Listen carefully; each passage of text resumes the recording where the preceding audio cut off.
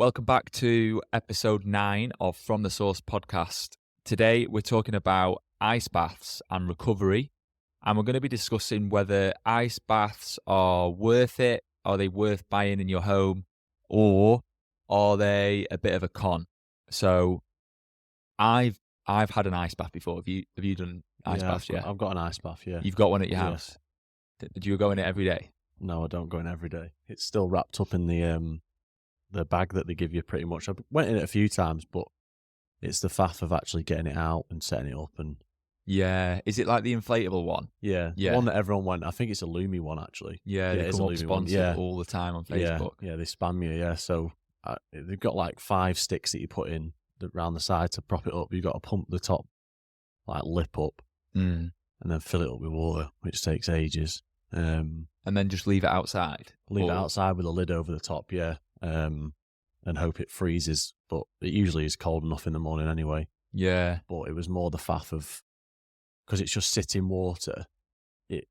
Once you get in and you say you're sweaty or you're a bit mucky, it lays on the bottom, and then you've got to empty You've it got to every empty week, it all out, yeah. and then clean it out, and then fill it back up. And it was stuck. I mean, they've obviously got better ones, haven't they? Where it's a bit more of like a bath. Yeah, like a bit of more of structure. It's got a pump and stuff, I think, and it helps with the water and stuff. But yeah, I couldn't be bothered with it. It was just too much. It's hard in England, like if you've got an ice bath, just because when it rains and just the ground's not great, is it? And, you're getting dirt in it and stuff. I think if you lived in like LA, you've got an ice bath, it's a bit different. Yeah, you're a bit cooler. We used to just get like birds sitting on top of the lid of the water and stuff. And yeah, that's what I mean. Leaves in it and twigs and whatever else. I really wanted to buy one, but then we've just not got around to it yet. I do think I will get one.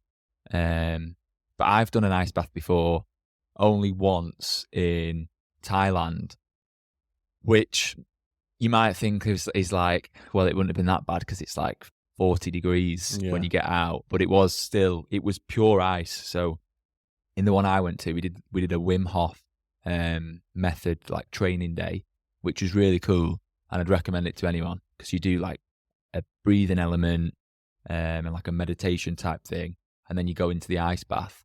But their ice baths were huge, and it was 0 degrees, so there was just pure ice. There was hardly any water. It was just, I think the guy said he'd got 500 kilograms of ice delivered that morning.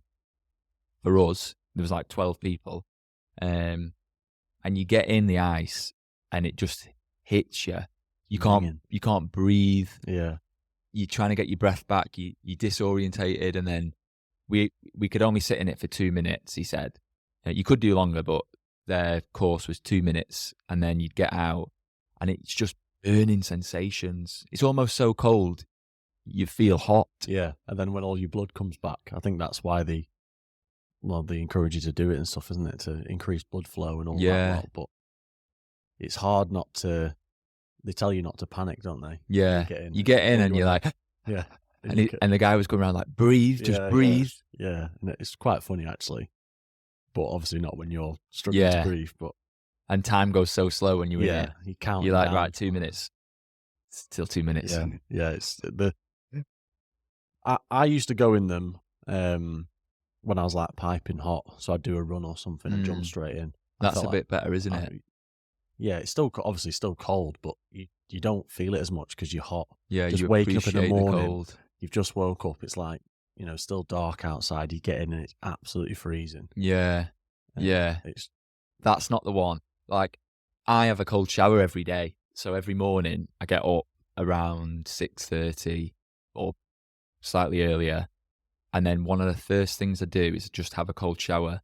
Not for recovery or health benefits. I think there are some, but more for the fact that it wakes me up and I feel really good after it. So I literally just stand under the shower, it's not on, and I like psych myself up, and I'll be stood in there thinking I really don't want to do it, but then that's why I do it, because I think I've started my day off and I've done something like, I don't know, good for my mind, good for my body, and I just turn it on and it hits you, and then it's after about a minute, you get used to it, and then you get out and you dry off, and I feel good.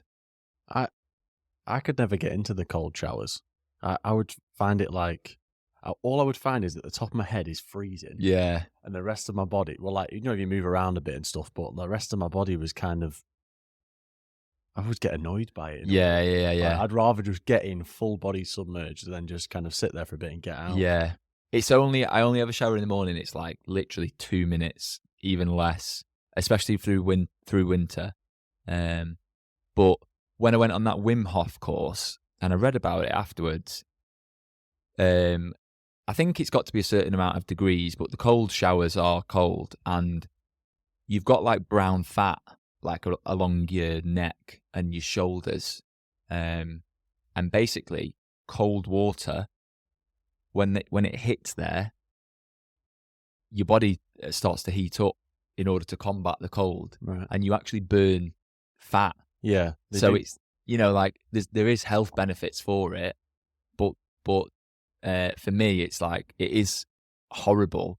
But then when I finish that and I get to go on with my day, I think, God, like, I really don't want to do that.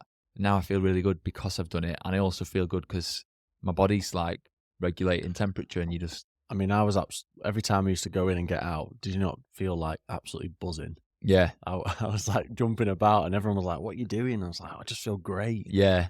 Yeah. You do feel good at the start, so I would do it more at the start of a day, just for that, really. Yeah. To set you up. Yeah, it's a nice way to start your day. And I read a book that was like, start your day by doing something hard, and before anyone else has even woke up, you've already accomplished like one thing in your day.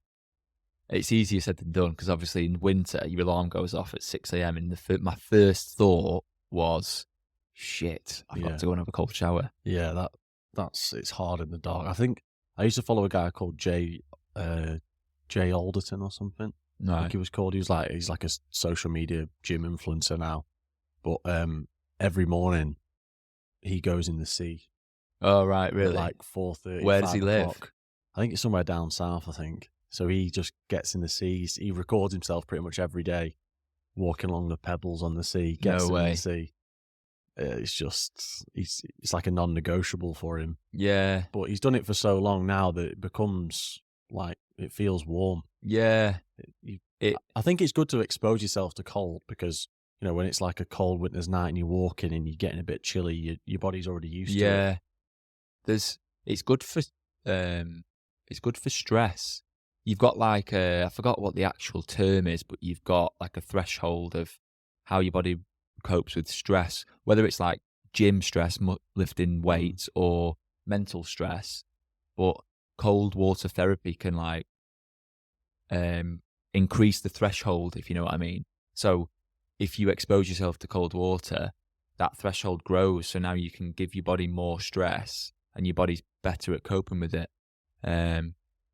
I swear there's benefits for your heart as well, like what your heart can take. Yeah, I mean, it's talked about all the time over social media now, isn't it? It's what they just plug all the time. It's not just for like sports recovery, and stuff, because you only used to be able to see like sports people like getting waist bins and stuff after a match. Yeah, and that was what it was. But now it's been introduced into like the general public in terms of just get in it before you go to work. Yeah, feel better. Loads of people do it. They do those challenges now, don't they? Like 15-day cold challenges and stuff. Can you do it? And it's funny that like in England in winter it gets really cold, so you are doing an ice bath, and some people have a thermometer and they can measure the water. But then in summer you see people like doing an ice bath and they've just filled it up with cold tap water, and it's probably like 7 degrees, and you're like, well, you're not. Yeah, it's not cold. It's not an ice bath, is it? You're just in a swimming pool. Yeah, I think people have now filled up like what they call like containers of water, like food containers and stuff. Froze them for like ice blocks and locked them in as well. Yeah, you can do that. Yeah, I think you've got to, in summer when it gets a bit hotter, you've got to have a few blocks of ice in there. Yeah, it's got to be. I would probably say like 4, maybe 3 degrees or lower. Yeah, for it to be considered an ice bath. Yeah, it's kind of like otherwise you're not really getting the benefits, No. And if you can stay in there for like 5 minutes, it's probably not cold. Cool, like it's probably not cold enough. No. There used to be the old gym I used to go to. They've I pop in now and again, and they've got like an ice bath, but it's like an electronically. Basically, it's just like a jacuzzi. Oh, really? It's like controlled. Yeah, it's like a one-man jacuzzi, That's cool. so you can set the temperature to literally like 1 degree. No way. You get in it, and it's absolutely Baltic. Yeah. But I usually go in like the sauna, get red hot, Yeah. in, out. That's really good to do, like the contrast. So like a 40-50 minute total, so like 10-15 minutes in the sauna at 100 degrees, and then get in the ice bath for like 3 or 4 minutes. Yeah. But then when you can put the jets on, and when it circulates the cold water, oh my God. That sounds awful. Like it's bitter. It's making me cold now. Yeah, but it's chlorinated and stuff, so like I was saying at the start, you don't have to like waste your time emptying the water and stuff. That was what mainly put me off doing it rather than actually getting in it. It was just a faff. And like getting up in the morning, and then I wake up, I go downstairs, I go outside, get in the ice bath, put a towel on or a robe or whatever, come back in, then get a shower. Yeah, it's a bit of effort, isn't it? It doesn't even sound like a lot of effort, Joe, when you say it out, but yeah, but when you've just woken up as well, yeah, I don't want to be. You start your day off and you have your breakfast and you're walking in the house wet. Yeah, that's the thing. I think depending on where you live, if you live somewhere nice and hot, like you live near a beach but it's nice weather, you wouldn't mind it. You know, you can just trot outside and the sun's out. Yeah. Whereas here, it's just like grey, cold, wet most days. I saw a guy in, I think it was Malibu, on Instagram. He made a time-lapse reel or something, and he made his own like wooden patio outside his house, put his own ice bath in there. He made a little table, stuff like that. And then the end of the video is him sat in it. And he's sat in it at like 6 a.m. and it's like sunrise. Yeah, see. The beach is there. It's all. That's what I mean when you listen to Joe Rogan and he's like, I have an ice bath every day. And you think, well, you don't live in Blackpool, do you? Because try doing it then. It's a bit different. Seagulls shitting on you and stuff. Like, it's not really the same. It just doesn't hit the same, does it? Whereas I probably would. I'll tell you what was funny when I did the ice bath for the first time in Thailand, and we did that course. The guy was telling us that they have ice guys, like ice delivery guys there, but it's like the mafia. So you have your own ice guy that delivers ice in your area, and you can't get another ice guy to deliver ice because that ice guy owns the postcode. Wow. So he was saying that, like, if you want to get an ice bath in Thailand, ice is really cheap. Like, it's so cheap, and they'll come and deliver 500 kilograms if you want. Probably cost you like 100 quid or, whatever. But that'll last a few days or a week or whatever. But you have to get the right ice guy, because otherwise there'll be a war on your street. Jesus, like, this is my area of ice. But then here, you can't do that, because the only time you can get ice is if you go to the supermarket, and it's not cheap. Or you do it yourself in your freezer, and then you've only got like that much. Yeah, I think it gets quite expensive if you're buying bags of ice each time, and like, where do you store it? Mm. So like using the blocks and stuff is probably the best you're gonna get, unless you could. I don't know. I think there's a brand. I think it's called like Brass Monkey or something. Oh, right. They're like the biggest or the best ice baths. It's literally like a brass. So it's like built into like a wooden unit, and it's like electronic. I think you can control the temperature and stuff. But they're a fortune. Yeah, it's worth it I think, like, if you're an athlete, for recovery, ice baths are brilliant. I know that when you've put your body through some kind of, you've put your body to exertion, and your legs are done in, an ice bath is going to help you recover faster. Yeah. But for the average guy or girl, do you think they're essential? I don't think so. I think you create more problems if you just go straight and buy an ice bath straight away. Like you said, like, start getting a cold shower first. Mm. If you've got a bath in your house, like, have a cold bath first. Yeah, because most people do it. It's like a novelty, isn't it? Yeah. Like, you do it for 2 weeks because everyone's doing it on Facebook, and you got a deal. And then you think, well, now I'm not asked about doing it anymore. And that's where, like, previous episodes we talked about, running and putting you off running, buying all this gear. I think if you want to get into cold water, stuff like that, and you've already you bought the ice bath outside and it's just an extra issue, or I don't want to go outside now because it's cold. Just get in a shower first. Yeah, get in a bath. The cold showers are good. I'd really recommend people doing it. Because it is a shock, like getting in I used to like put one foot in the bottom of the ice bath and be like, yeah. You got to really and then I ended up like standing up in it thinking, yeah, that'll do. Yeah. It's like you've actually got to get your shoulders underneath it. That's the worst bit. Yeah. His hands and shoulders for me. You've got to get your shoulders for what I said before, the brown fat. Get your shoulders under and your whole body. And you should literally feel tingling and numbness. Yeah.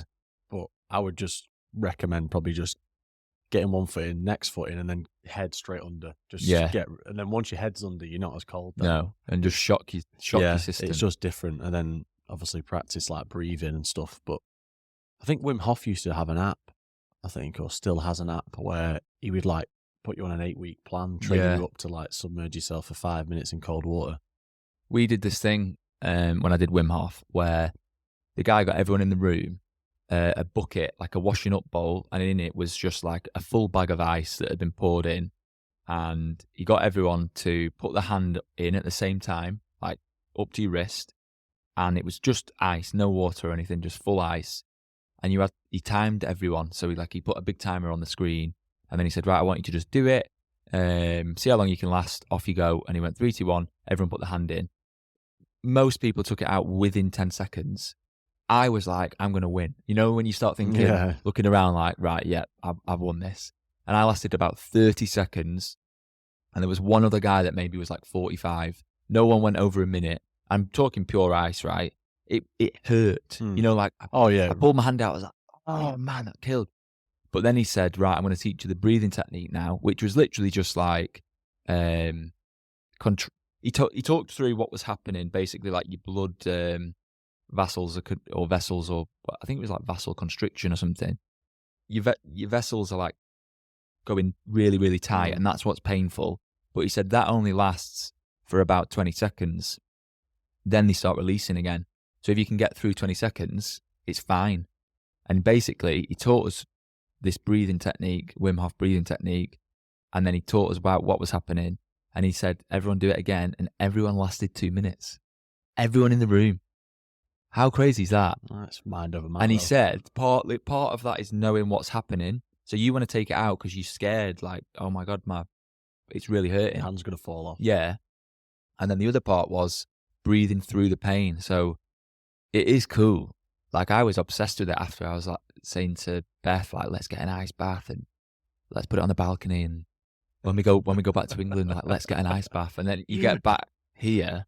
And then it's just not the same. Yeah, it's not the same. It doesn't hit the same at all. It's not the one, is it? The view definitely helps. Yeah, and the weather, you know, like if it was sunny and stuff, everyone wants to go in an ice bath to cool down and stuff. But then would you get in an ice bath if it's like you look out your window, it's absolutely pissing it down with rain, and you think this morning I've got to get in the ice bath, and I'm sat outside and it's raining and it's freezing. Yeah. And like your neighbours are looking at you going, well, who's this crackpot outside? Yeah. Yeah. Just in your woolly hat and your trunks. Yeah. I mean, there's people I see on TikTok, there's a guy, I can't remember what he's called. And he has like a metal tub outside and he lives like, I've seen him. Such a like -12 outside. Yeah. He always shows his phone. It's snow and he actually cracks the ice from his. He's got a metal dumbbell. Yeah. And he smashes it and it doesn't even break. It's about 3 inches thick. That's next level. And then he says like an inspirational quote and just sits there for like 3 minutes. And yeah. Do you know what? It's good for the two reasons. If you're doing it for recovery and you want, you know, like your body to feel good so you can go and train again, or you've got a goal of like running a marathon, let's say, or you're doing it for mentality, like I don't want to do this, so therefore I will do it. They're good, but if you're doing it because you've seen it on Instagram and then you want to be cool, you probably won't stick at it. No. You know? No, you've got to actually like doing it. I think that goes for everything, doesn't it? Because you're going to, as soon as it gets a little bit hard, that ice bath or that one morning it's really cold. Yeah. Doubt gets in and you just think, I can't be arsed. Yeah. And probably when I first bought the ice bath, it was because everyone was doing it as more fashionable. So I was like, oh, I'll buy one. And then as soon as it got faffy, yeah, I was like, you give up. Yeah, I can't be arsed. Yeah, and you turn it off. But then I'd come back from like a run and think, oh, I'd love to get in the ice bath, but then I've got to set it all up. I should have set it up before I went out, and it's just... It's the hassle sometimes. It's not even, like I said, it's not even a lot. It's 5 poles. You don't even have to blow it up if you don't want to. But then sitting with the tap on, I don't know how long it took to fill up. Yeah. It was ages. Your water bill's going up. Yeah, it's just ages. And you get turned off by it, and I can't be arsed. Especially when there's other things you can do for recovery as well. Like ice baths aren't the be all and end all. Like, if you train or you run or you're playing a sport, then things you can do for recovery, like sleep. It's better to have a good night's sleep than an ice bath. Yeah, sleep's a good one. I've got a Theragun, which I use. That's really love that.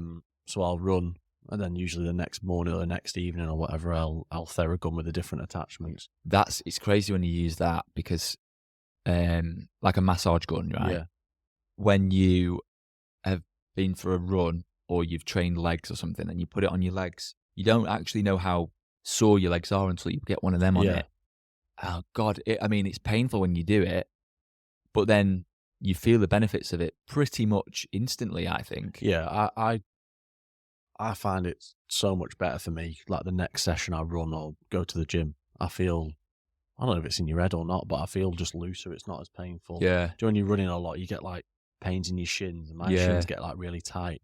So I blast my shins, and it loosens them up. Yeah, it's really good. It gives me a bit more. And they've got all the different heads, haven't they? Like the different settings you can have it on. Yeah, some of the heads are grim. It's like a prong like that. And it's especially for your calves. Yeah. For the outside of your calves, you get like knots in. Oh, it gets it out though, doesn't it? Yeah, it's painful. Wrecks. Different settings and stuff. But I do it on like the top setting now, and that's kind of what the quickest one. The battery don't last long on that though. No, I think I'm lucky if I get an hour out of it. Yeah. I think.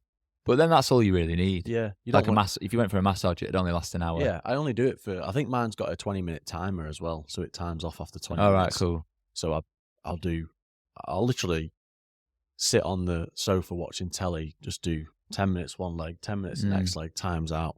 That's me done. Yeah. Because you don't need to have a specific recovery session for stuff like that. You can, because they're so small, you can do it whenever. Yeah. I've taken it in the car sometimes. Yeah, it's good. They're really good, especially for recovery for DOMs, like muscle soreness. Yeah. Getting over that, they really help. I need to get into more going for a massage. Yeah, sports massage. I think the massage gun helps to a point, but obviously when you're like trying to do your back, you can't do it. So when you go for like a proper massage, that's the best. Yeah, but because they wreck. Your body gets so tight when you've been training. You get these like, you just think, God, my body's not loose, and it's actually preventing me from lifting properly. Yeah, I think having like regular massages is so much better. I need to start doing that. Yeah, because I go like once, and then I don't go for like 3 or 4 months, and it just knackers every single time.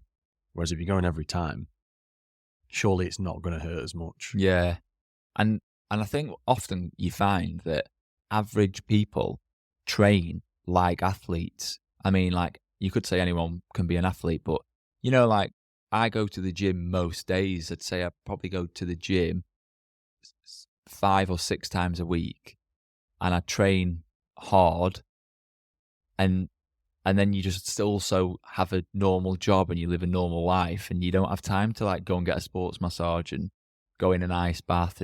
But then all the athletes that train similar, probably do a bit more, have like all these things that they food, get, sleep, all of that. So then I think we all walk around, if you train hard, like a bit sore and a bit low energy, and you've got these niggles, you get injuries that athletes wouldn't get because they've got all these resources that we don't have. But then I also think about, like, I say get tight quads, and then think, wow, I'll still go out and run, and then you'll get like I'll usually feel like a little nigger when I'm running, and I carry on. Yeah. And then when I watch like footballers, rugby players and stuff, as soon as they feel like a little twinge, they stop. They stop when they get subbed off. Yeah. Like, I just think, like, we power through, don't we? Are they like soft, and we're just we're used to just being sore all the time. Yeah, and they have to prioritize that recovery time because they know that if they carry on, it'll get worse. Whereas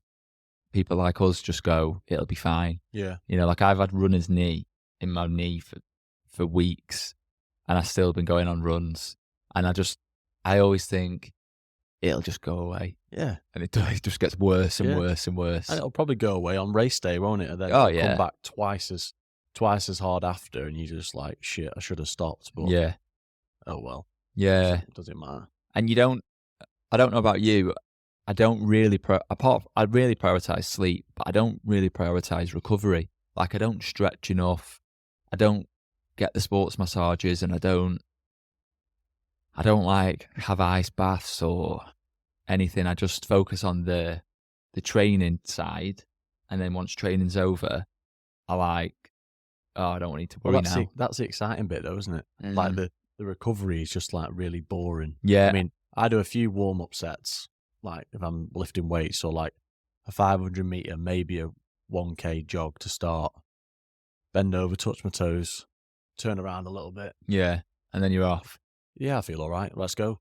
And then you get about 2 sets in and you think, bit tight. Yeah.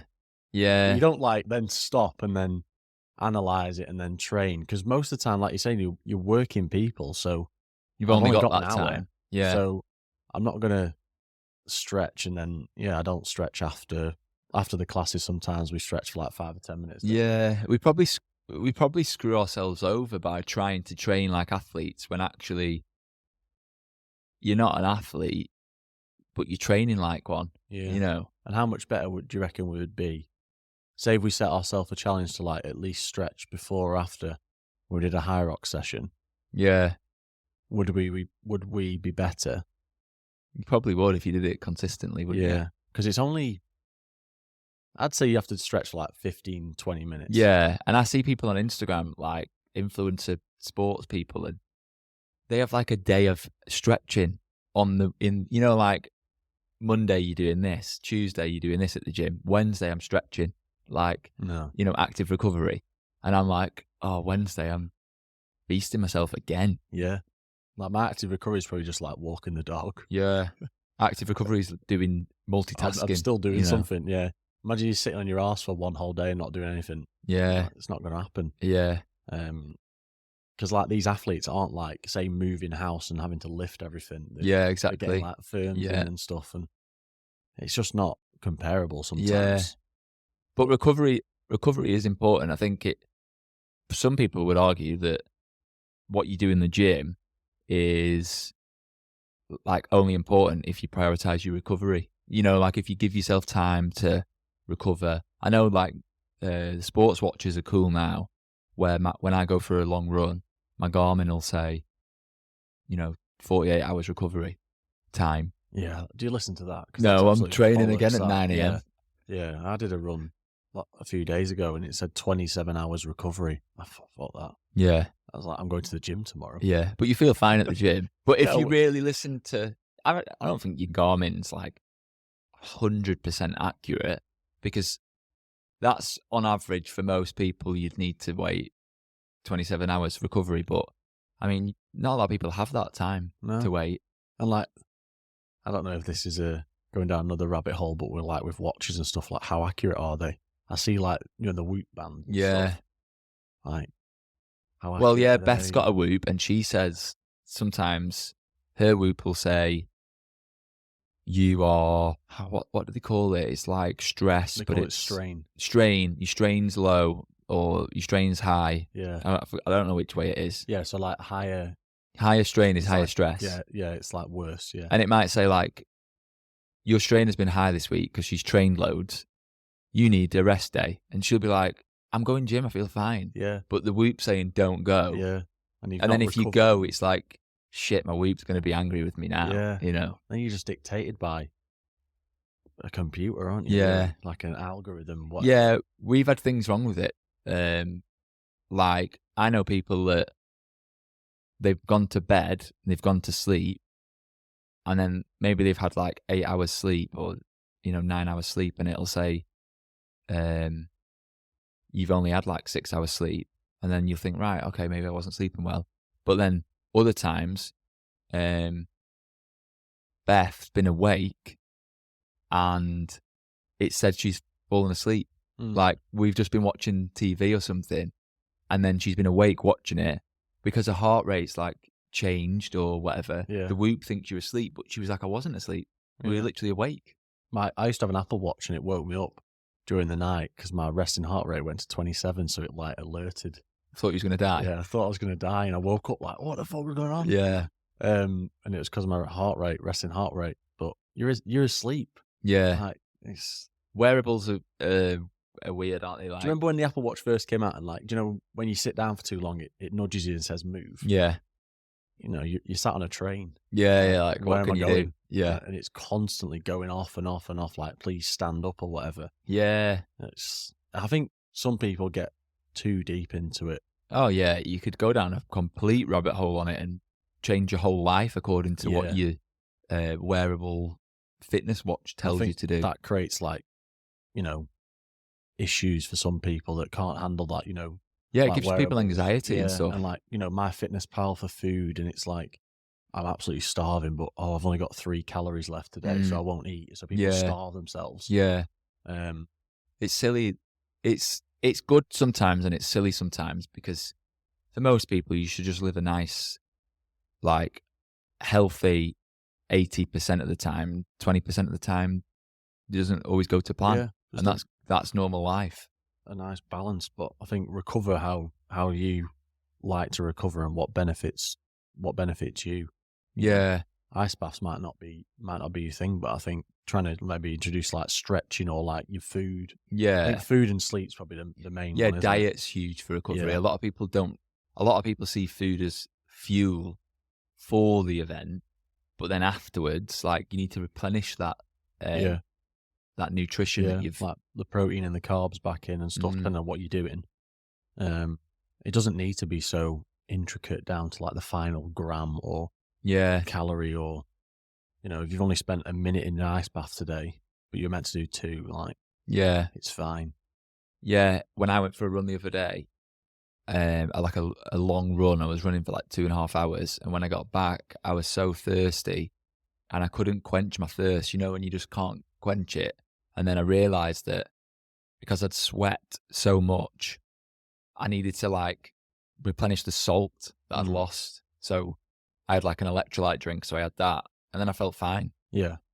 It's people used to do stuff like that, didn't they? And then get a bottle of water and just gulp the whole thing. Yeah. Where it's just sip a little bit, and it's actually just mainly your salts and stuff you need to get back in. But I think that's just down to like understanding diet and stuff. Yeah, a lot of people don't have a good diet, and if they got that right, they'd probably progress in their fitness. Just like energy levels, though, isn't it? If you're feeding your body full of chocolate and sugar and shit, then you're gonna peak, and then drop off massively. Yeah, I mean, I think like drinking water is like important. I mean, I don't know how many bottles of water I drink a day. Yeah, but I know when I don't drink a lot of water compared to when I do, it's just different. I feel different. Oh yeah, I feel like dry. Yeah, inside. I don't know, like stiff. I get brain fog as well. Yeah, like I can't think straight when I'm dehydrated. But do you drink tap water or bottled water or both, but one more than the other? I just drink tap water. I'm not fussy. Yeah, I'm not bothered. There's big discussions about that, like bottled water, you know, when it's got all the minerals in it and vitamins and stuff, and then not vitamins, but well, yeah, maybe. But like sodium and whatever is in it. And then in tap water you don't get as much of the same stuff, but there's still a lot in it. But some people don't drink tap water at all. Yeah. You know, when people get like funny about the taste, like North or South water is different. Yeah. I mean, it does taste different, probably because it's from different like factories or plants or whatever. But I just drink tap water. I'm not arsed. Yeah, whatever's available. Filtered water, I don't. No, just drink me it. neither. It quenches my thirst. And tap water's free, in a sense, isn't it? So, well, it's cheaper than a bottle of water. You're not going to spend like £1.50 on tap water. Yeah, exactly. So, there's loads of things you can do for recovery, though. Whether it's diet, you know, hydration, ice baths, stretching. But it is important because when you look at the top athletes, recovery is like their number one priority. It probably goes like recovery and training into, on the same level of importance. And prehab. Obviously, like doing those tiny movements so you don't get injured. Like they're like knee balance. Like runners do a lot of like on those Bosu balls, like knee balancing stuff to try and strengthen those joints. It's not just about squatting. You've got to do the little movements as well. The little boring movements. Yeah, that do a lot for you, that strengthen you overall. But it's just combining it all, isn't it? It's just having the time. I think everything just comes down to time. Yeah. And obviously recovery and an ice bath clearly works because all the pros do it. Yeah. And we like as normal people kind of who are into fitness and stuff, like a generalization, we look at what athletes do and whatever they do, we try to implement. Like you can go down the route of like saunas and like, I don't know, red light therapy. Well, there's that cryotherapy, isn't there? Cryotherapy, like -180, so that works as well. But then it's also, it comes obviously money and time. Yeah. Money, like cryotherapy is probably expensive, never done it. And all these athletes are getting sponsored to do that. Yeah, so they get it. It's easier for them. They get it as part of their package as well. Yeah. And I think it's just trying to find a happy balance whilst doing some of it. You can't just be exercising all the time and not recovering. Yeah. Because if I could, I'd get like compression boots. I'd have a sauna in my house. I'd have a big ice bath that you didn't need to change and blow up and take down and clean out. And I probably, if I did all that, I'd see benefits in my training. Yeah, that'd be a decent setup if you could have a sauna and an ice bath. Like that's. But we can't all be. Well, can't all be multi-millionaires or have like shitloads of land or whatever. Yeah, it's you've got to have your own bath at home. And I wouldn't have time. Like I'd have to get up at like 3 a.m. in order to go in the sauna, have an ice bath, wear my compression boots, then get my workout in, then go to work. Yeah, and then come back and have enough energy to have a life. Yeah, and carry on. So if you're an athlete, your life is training. So then your recovery is part of that life. For us, it's like do as much as you possibly can, fitness-wise. Try to prioritize recovery where you can. Like for me, sleep. Just making sure I get 8 hours sleep is my recovery. I'm not asked about anything else really. The cold showers in the morning are more for mentality. Yeah. Getting that sleep in is definitely important. I know the difference if I sleep for 6 or 8 hours. Yeah. You don't even need to tell me what time I went to sleep at last night. I know I just didn't go to sleep when I was meant to. Yeah, sleep's so important. But I don't know, life just gets in the way. You don't want to be going to bed early all the time. No, you can't always get that. You can't guarantee it. Imagine you're at a party and you're looking at your watch it's like, oh, I'm boring now. I want to leave. So you've got to have a life as well. Yeah, you've got to make some sacrifices as well. If you can live like 80-20 or 70-30 or something, and then even in a week, a lot of people get really good sleep Monday to Thursday. Friday, Saturday, they don't get as much because they're busy or they're seeing family or they're out partying or whatever. And then Sunday, a lot of people don't get really good sleep because they're thinking about what they've got to do next week. Yeah, it's that roll-on effect. I mean, it's stress, I think, that contributes to that as well. Yeah.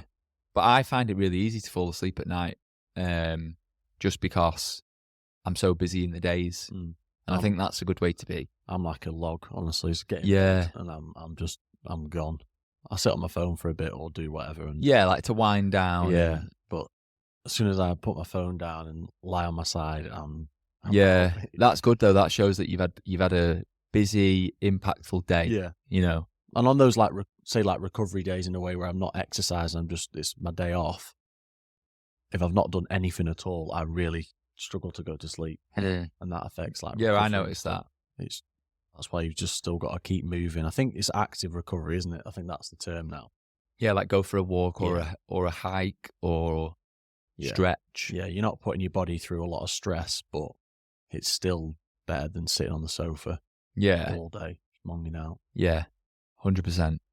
So, if you're thinking about ice baths, would you recommend a Lumi before we finish? I mean, I would recommend one. Yeah, I need a promo code. Yeah, you could sell it on. Yeah, yeah, I would recommend one. Yeah, I think you just have to. I think what I'm just gonna have to do is just set it up and just kind of leave it. It's just a bit of an eyesore, isn't it? Sometimes. yeah. Be nice if you've got like a little hut or like a little cover. Yeah, I could make like a wooden. But then you've got to learn how to DIY. Yeah, and it's just making a little. Yeah, it's just a waste of time. Yeah. But I would recommend the ice baths. Yeah.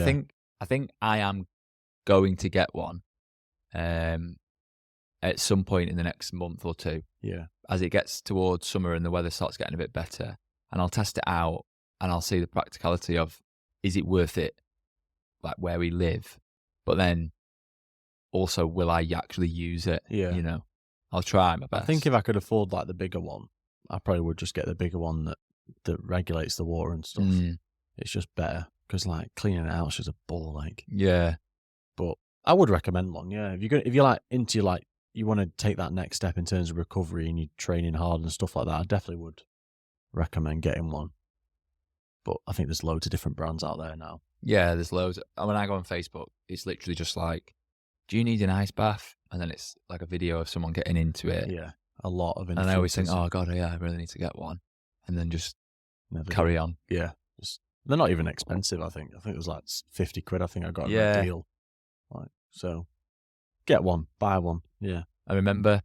Don't get the wrong ice guy because there'll be some conflicts. Yeah, I don't think there's an ice guy around here, so I think we should be safe. Maybe that's a little marketing business idea. Just become the ice guy. Yeah, the ice guy. So cold. It just be you don't need it. It's too cold as it is. Right. Well, thanks for listening. If you are not already following us on social media, then just click the link in our bio or Instagram, Facebook. I mean, we're on all platforms. So wherever you're listening or watching this, then please show some love for us. It helps us out. And we'll catch you in the next one. Nice.